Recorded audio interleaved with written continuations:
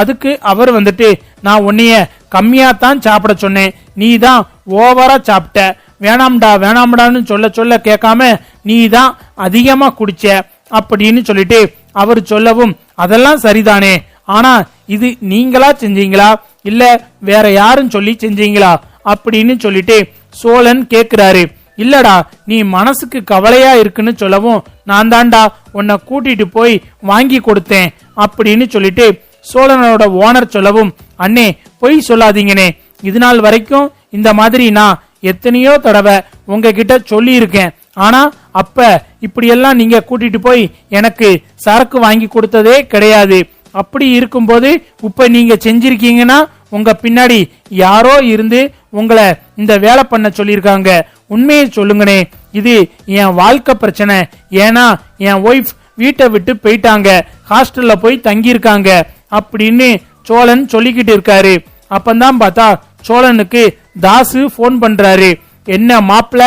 எப்படி இருக்க அப்படின்னு கேக்குறாரு. வாய்ஸ வச்சு சோழன் கண்டுபிடிச்சிடுறாரு, இது தாசோட வாய்ஸ் தானே, இப்ப உனக்கு என்ன வேணும் அப்படின்னு சோழன் கேக்குறாரு. என்ன மாப்பிள ரொம்ப கொதிச்சு போய் இருக்கியோ, இப்ப நிலா உங்க வீட்டுல இருக்க மாட்டாளே, இந்நேரம் ஹாஸ்டல்ல தங்க போயிருப்பாளே அப்படின்னு தாஸ் சொல்லவும், சரிதான், நம்ம நினைச்சது சரியாத்தான் இருக்கு, நம்ம அப்பா சொன்ன மாதிரி எல்லாமே இவனோட திட்டம்தான் அப்படின்னு சோழன் மனசுக்குள்ள நினைச்சுக்கிட்டு, அப்ப இந்த வேலையெல்லாம் உன் வேலைதானா அப்படின்னு சோழன் கேட்கவும், ஆமாண்டா, எங்களை கஷ்டப்படுத்திட்டு என் தங்கச்சிய வீட்டை விட்டு கூட்டிட்டு போன உன்னைய எப்படிடா என் தங்கச்சியோட நாங்க நிம்மதியா வாழ விட்டுருவோம், எங்களை வேணாம்னு தூக்கி எறிஞ்சிட்டு போன மாதிரியே உன்னையும் வேணாம்னு தூக்கி எறிஞ்சிட்டு போக வைக்கணும் அப்படின்னு சொல்லிட்டு நான் தாண்டா இந்த முடிவு பண்ணேன், நானும் எங்க அப்பாவும் போட்ட திட்டம் தாண்டா இது, உன்னோட ஓனருமே வந்துட்டு முதல்ல முடியாதுன்னு தான் சொன்னாரு, அதுக்கப்புறம் நாங்க இந்த இடத்துல டிராவல்ஸ் வச்சு நடத்த முடியாது, அடிச்சு நொறுக்கிடுவோம்னு சொல்லி அவரை ஒரு மிரட்டணும், அதுக்கப்புறம் அவர் ஒத்துக்கிட்டாரு, நாங்க சொல்றபடி செஞ்சேன்னா இந்த இடத்துல நீ டிராவல்ஸ் வச்சு நடத்தலாம், இல்லைன்னா உன் மேல ஏதாவது ஒரு கேஸ போட்டு உள்ள தள்ளிடுவோம் அப்படின்னு சொல்லி நாங்க தான் மிரட்டணும், அந்த ஆளும் பயந்து போய் உனக்கு ஃபுல்லா தண்ணி வாங்கி கொடுத்து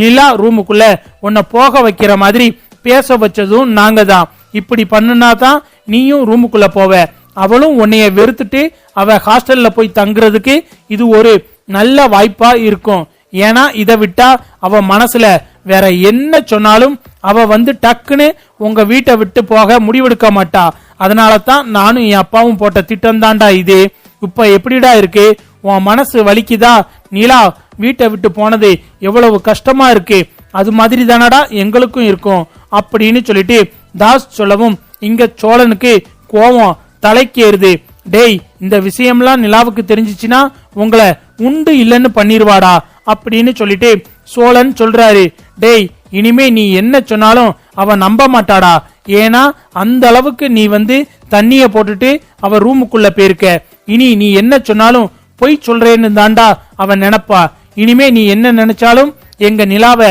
உங்க வீட்டுக்கு கூட்டிட்டு போக முடியாதுடா அப்படின்னு தாஸ் சொல்லி முடிக்கவும், அடுத்து மனோகரும் வந்துட்டு எங்க வீட்டு பொண்ண எப்படி நீ கூட்டிட்டு போறேன்னு பாக்குறேன்டா அப்படின்னு சொல்லிட்டு மனோகர் போனை வச்சிடுறாரு. அப்பந்தான் பல்லவன் வந்துட்டு, வானே நம்ம ஹாஸ்டலுக்கு போவோம், எல்லா உண்மையையும் நாங்க சொன்னா நிலா நம்புவாங்க, வானே போகலாம் அப்படின்னு சொல்லிட்டு சோழன் பாண்டியன் பல்லவன் 3 பேரும் ஹாஸ்டலுக்கு போறாங்க.